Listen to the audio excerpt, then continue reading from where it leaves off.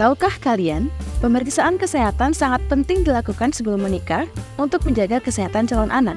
Salah satunya agar anak tidak terlahir stunting. Bagaimana pemeriksaan kesehatan dapat mencegah terjadinya stunting? Yuk, simak informasinya dalam video ini. Stunting merupakan kondisi gagal tumbuh pada anak akibat kurang gizi terutama pada periode 1000 hari pertama kehidupan atau HPK, yaitu sejak janin hingga anak berusia 2 tahun. Kondisi calon pengantin atau catin wanita dapat menjadi salah satu faktor pemicu terjadinya stunting pada anak. Kira-kira apa saja ya? Yang pertama, status gizi yang buruk.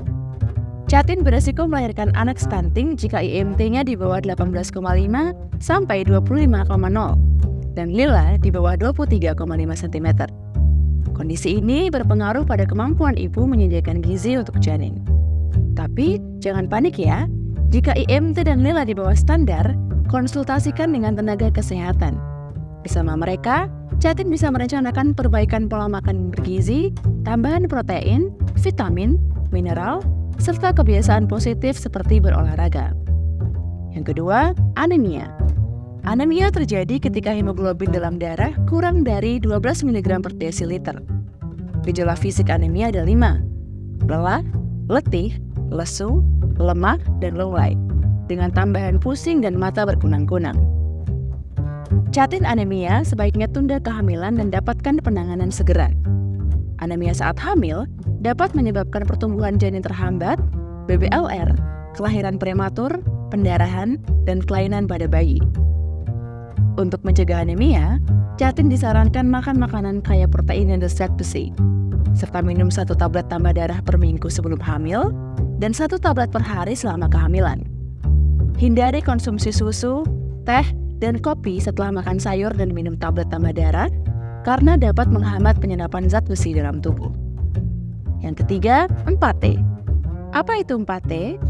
Ibu dengan 4T yaitu terlalu muda, terlalu tua, terlalu banyak, dan terlalu dekat, beresiko lebih tinggi melahirkan bayi dengan kesehatan yang buruk. Usia yang dianjurkan untuk hamil dan melahirkan adalah 21-35 tahun. Selain itu, ibu dihimbau tidak memiliki anak hidup lebih dari 3 atau 4 dan menjaga jarak anak agar tidak kurang dari 2 tahun. Yang keempat, rokok.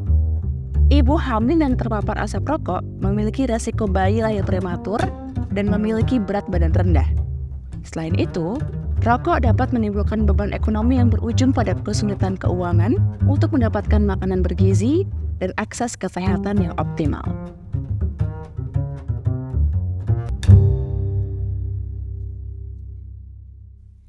Setiap orang pasti menginginkan anak yang sehat. Oleh karena itu, calon pengantin harus memiliki persiapan yang matang. Kita cari tahu yuk, apa saja yang perlu disiapkan oleh catin secara fisik. Pertama, menjaga kesehatan alat reproduksi. Kedua, periksa kesehatan lebih lengkap. Selain pemeriksaan kesehatan umum yang wajib dilakukan oleh catin sebelum menikah, seperti pengukuran berat badan, tinggi badan, indeks massa tubuh, dan anemia, pemeriksaan kesehatan lanjutan yang disarankan adalah pengecekan TORCH, toxoplasma, rubella, cytomegalovirus, dan herpes simplex. Bagi catin wanita, lakukan imunisasi tetanus toksoid atau TT, karena robeknya selaput darah dapat beresiko pada masuknya bakteri tetanus. Kemudian, imunisasi HPV untuk mencegah kanker serviks. Selanjutnya ada makan dengan gizi seimbang dan minum air putih yang cukup hingga 8 gelas per hari. Dan yang terakhir, pilih gaya hidup sehat dengan tidak merokok dan olahraga minimal 30 menit per hari. Saat ini, calon pengantin diwajibkan memiliki sertifikat LC-MIL. Apa itu LC-MIL? LC-MIL atau aplikasi elektronik siap nikah dan siap hamil adalah inovasi dari BKKBN yang bekerja sama dengan Kementerian Agama untuk menekan angka stunting dengan sasaran yaitu calon pengantin. LC-MIL bermanfaat sebagai pertama, alat screening calon pengantin. Calon pengantin wajib mengisi data seperti identitas diri, berat dan tinggi badan, HB, lingkar lengan atas, dan paparan asap rokok untuk mengetahui tingkat risiko. Kedua, alat screening calon anak.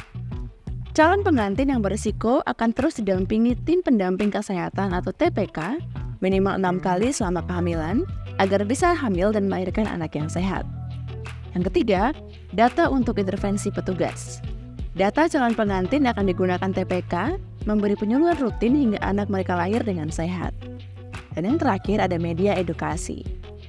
Elsimil menjadi media edukasi karena terdapat informasi tentang kesiapan menikah dan hamil, kesehatan reproduksi, kontrasepsi, pencegahan kanker, dan informasi kesehatan lainnya terutama yang berkaitan dengan stunting. Bagaimana alur calon pengantin dalam mendapatkan sertifikat Elsimil? Yang pertama, calon pengantin melaporkan akan menikah ke klien adat atau bendesa adat atau perbekal. Yang kedua, klien adat atau bendesa adat atau perbekal akan memberikan informasi ke tim pendamping keluarga atau TPK yang ada di desa. Kemudian, TPK akan memberikan edukasi kepada Catin dan mengajukan untuk melakukan pemeriksaan kesehatan di pelayanan kesehatan. Selanjutnya, pemeriksaan kesehatan yang akan dilakukan yaitu pengukuran tinggi badan, berat badan, lingkar lengan atas atau lila, dan pemeriksaan HB. Yang kelima, setelah Catin melakukan pemeriksaan kesehatan dan telah mendapatkan hasilnya, Catin melakukan pendaftaran pada aplikasi Elsimil yang dapat di-download di Google Play Store. Yang keenam, Catin pria dan wanita mengisi data pada Elsimil. Dan yang ketujuh, setelah Catin pria dan wanita mengisi data, akan muncul hasil apakah Catin berada pada kondisi ideal atau kondisi beresiko. Dan yang terakhir, jika kondisi ideal, Catin akan mendapatkan sertifikat dan mendapatkan pendampingan calon pengantin. Dan jika berada pada kondisi beresiko, akan dilakukan pemeriksaan kesehatan ulang, pemberian KIE, dan disarankan untuk menunda kehamilan.